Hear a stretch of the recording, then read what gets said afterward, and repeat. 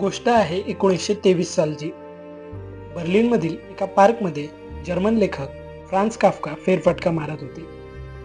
त्यांना त्या पार्कमध्ये एक लहान मुलगी रडताना दिसली. त्यांनी त्या मुलीला प्रश्न केला की तू का रडते आहेस.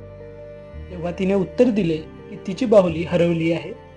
फ्रान्स काफ्का यांना हे समजल्यानंतर त्या दोघांनीही त्या बाहुलीचा शोध घ्यायला सुरुवात केली. मात्र त्यांना ती बाहुली सापडली नाही. त्यामुळे फ्रान्स काफ्का यांनी त्या लहान मुलीला सांगितले की आपण उद्या याच ठिकाणी भेटूयात. दुसऱ्या दिवशी त्याच पार्कमध्ये ती लहान मुलगी आणि फ्रान्स काफ्का भेटले. त्यांनी बाहुलीचा शोध घेतला, मात्र त्यांना ती बाहुली सापडली नाही. यानंतर फ्रान्स काफ्का यांनी त्या मुलीला एक पत्र दिले.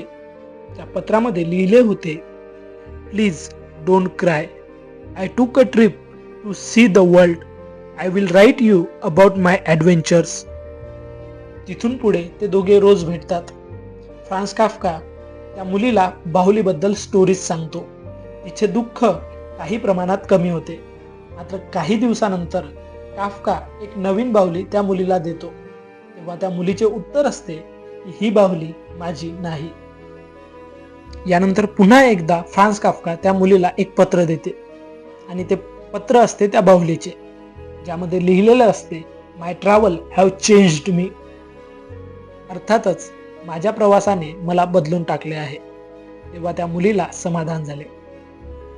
त्याच्या 1 वर्षानंतरच फ्रान्स काफ्का यांचा मृत्यू होतो. मात्र स्टोरी इथे संपत नाही. अनेक वर्षानंतर जेव्हा ती मुलगी मोठी झाली तेव्हा तिला तिच्या बाहुलीत एक लपवलेलं पत्र सापडलं, ज्यात लिहिले होते, everything you love will probably lost, but in the end love will return in the another way. म्हणजेच काय तर खरं प्रेम हरवतं पण परतही येतं एक नव्या रूपात.